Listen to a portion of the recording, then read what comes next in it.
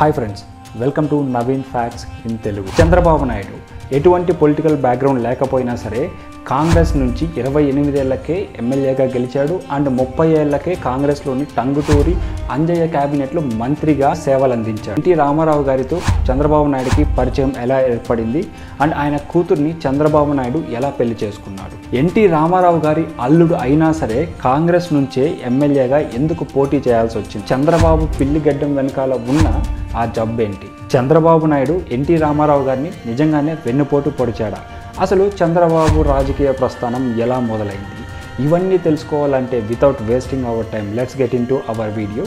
ఈ వీడియోని ఎక్కడ స్కిప్ చేయకుండా చూడండి అండ్ ఎండ్ వరకు చూడండి. చంద్రబాబు నాయుడు గురించి పూర్తి డీటెయిల్స్ ఈ వీడియోలో ఉంటాయి.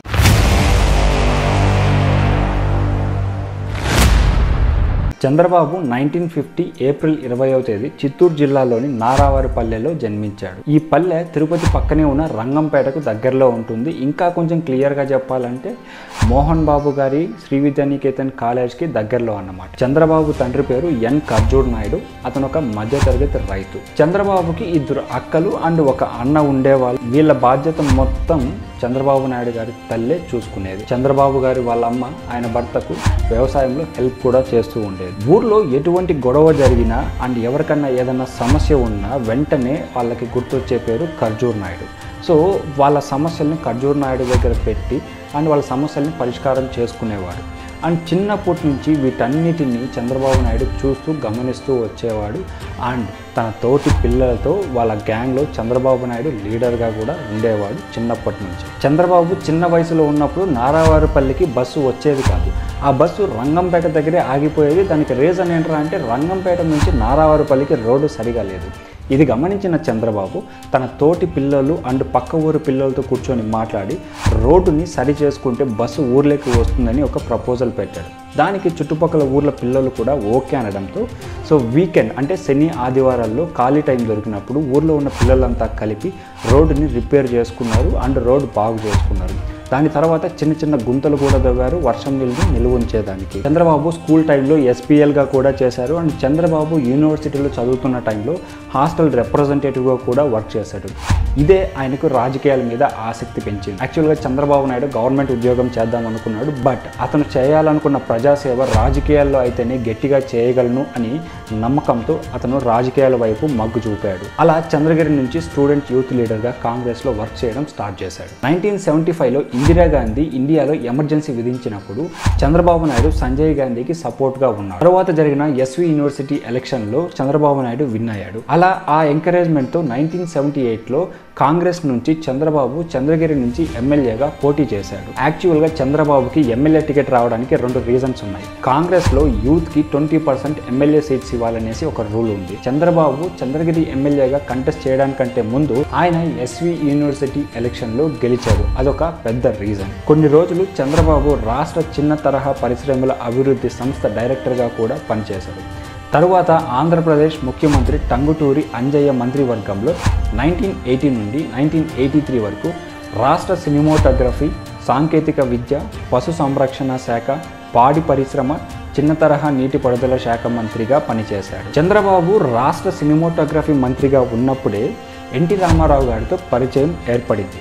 ఆ పరిచయమే ఎన్టీ రామారావు గారి 3వ కుమార్తె అయిన భువనేశ్వరితో 1981 సెప్టెంబర్ 10వ తేదీ పెళ్లికి కారణం అయ్యింది. అప్పటికే చంద్రబాబు కాంగ్రెస్లో ఎమ్మెల్యే కమ్ మంత్రిగా వర్క్ చేస్తున్నాడు. 1982 వరకు స్టేట్లో కాంగ్రెస్ విన్ అవుతూ వచ్చేది అండ్ కాంగ్రెస్ ఆపోజిట్గా ఒక రీజనల్ పార్టీ ఉండాలి అనేసి ఎన్టీ రామారావు గారు తెలుగుదేశం పార్టీని 1982 మార్చ్ 29 స్టార్ట్ చేశాడు. ఎన్టీ రామారావు గారు టీడీపీ పార్టీని స్థాపించినప్పటికీ చంద్రబాబు నాయుడు ఆ పార్టీకి దూరంగా ఉన్నాడు.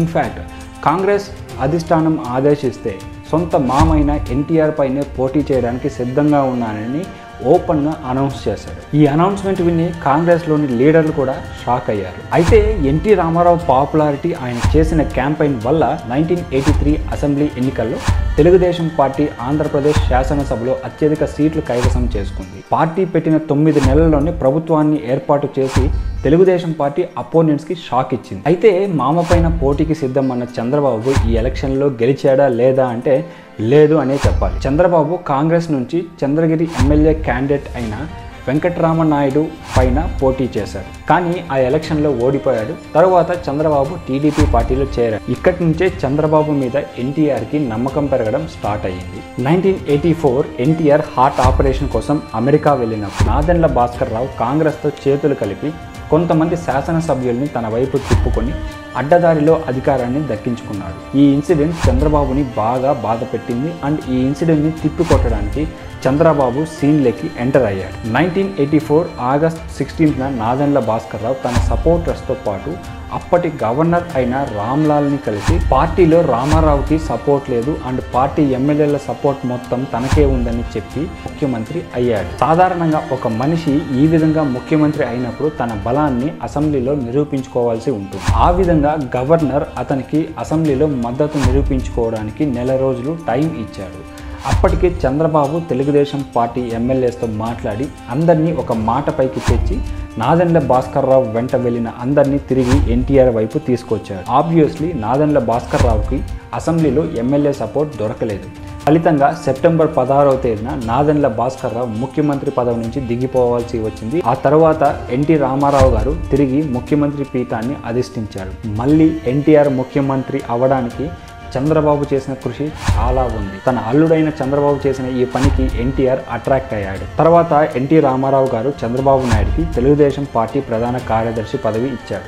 1989 టీడీపీ నుంచి చంద్రబాబు కుప్పం ఎమ్మెల్యేగా పోటీ చేసి ఎమ్మెల్యేగా గెలిచాడు.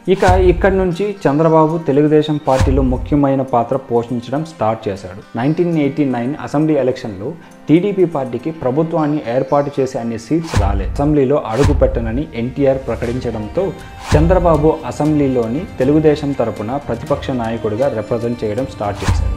ఈ టైంలోనే అందరి ఎమ్మెల్యేలతో పరిచయం అండ్ పార్టీ పైన పట్టు పెంచుకున్నాడు. 1994 ఎన్నికల్లో తెలుగుదేశం పార్టీ మళ్ళీ విజయం సాధించింది అండ్ ఎన్టీ రామారావు గారు ముఖ్యమంత్రి అయ్యారు. తెలుగుదేశం పార్టీలో ఎన్టీఆర్ భార్య లక్ష్మీపార్వతి జోక్యం పెరగడంతో టీడీపీ పార్టీని స్థాపించిన ఎన్టీ రామారావు పైనే తిరుగుబాటు చేశాడు చంద్రబాబు టీడీపీ ఎమ్మెల్యేల సపోర్ట్తో ఎన్టీఆర్ని అధికారంలో నుంచి దించి అతను 1955 సెప్టెంబర్ 1వ తేదీన ముఖ్యమంత్రి పీఠం ఎక్కాడు. 160 మంది ఎమ్మెల్యేలు ఎన్టీ రామారావు పైన అవిశ్వాసం ప్రకటించారు అండ్ ఆ 160 మంది ఎమ్మెల్యేలు చంద్రబాబుకి సపోర్ట్ చేయడం స్టార్ట్ చేశారు.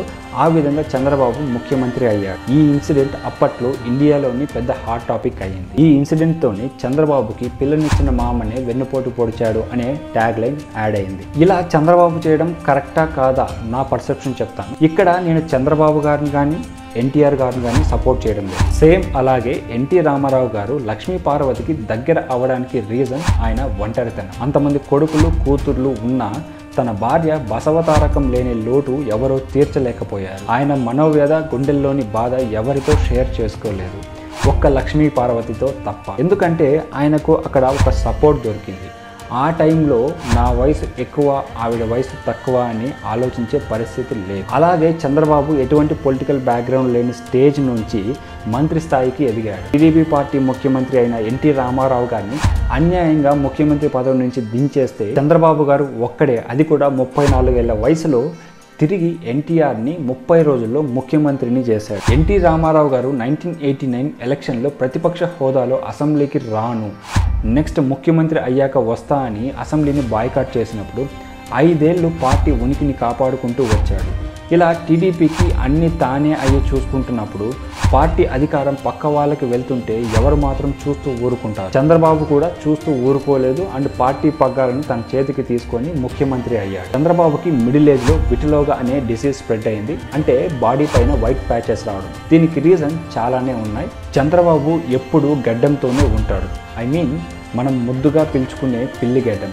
ఎందుకు అంటే ఆయనకు గడ్డం దగ్గరే ఈ వైట్ ప్యాచెస్ ఉన్నాయి. వాటిని కవర్ చేయడానికి ఆయన గడ్డం పెంచుకుంటారు. తరువాత దేశంలోని జాతీయ రాజకీయాల్లో చంద్రబాబు మెయిన్ రోల్ ప్లే చేశాడు. 9 ఏళ్ళు ముఖ్యమంత్రిగా కంబైన్ స్టేట్ అయిన ఆంధ్రప్రదేశ్కి వర్క్ చేశాడు అండ్ 5 ఏళ్ళు ముఖ్యమంత్రిగా స్టేట్ డివైడ్ అయ్యాక నవ్యాంధ్రకి వర్క్ చేశాడు. అంతేకాకుండా చంద్రబాబు డెవలప్మెంట్ చేశాడు అండ్ తెలిసి తెలియకుండా కొన్ని తప్పులు కూడా చేశాడు. ఆ తప్పుల కారణంగానే 2004 నుంచి 2014 వరకు టీడీపీ పవర్కి దూరంగా ఉండాల్సి వచ్చింది. అంతేకాకుండా 2003లో చంద్రబాబు తిరుమలలోని బ్రహ్మోత్సవాలకు వెళ్తున్నప్పుడు తిరుపతిలోని అలిపిరి టోల్గేట్ వద్ద చంద్రబాబు వెళ్తున్న క్యాన్వాయ్ పైన బాంబ్ బ్లాస్ట్ జరిగింది. ఈ బాంబ్ బ్లాస్ట్లో నక్సలైట్లు క్లైమర్ అనే మైన్స్ పెట్టి చంద్రబాబు వెళ్తున్న బుల్లెట్ ప్రూఫ్ కార్ని పేల్చారు. ఆ దెబ్బకి చంద్రబాబు కార్ పల్టీ కొట్టింది. బట్ అదృష్టవశాత్తు చంద్రబాబు గాయాలతో బయటపడి తర్వాత రికవరీ అయ్యారు. ఇది చంద్రబాబు గారి బయోగ్రఫీ. మీకు ఈ వీడియో నచ్చినట్లయితే ఖచ్చితంగా మా ఛానల్ని సబ్స్క్రైబ్ చేసుకోండి అండ్ బెల్ ఐకాన్ని యాక్టివేట్ చేసుకోవడం మర్చిపోకండి. Thanks for watching our video.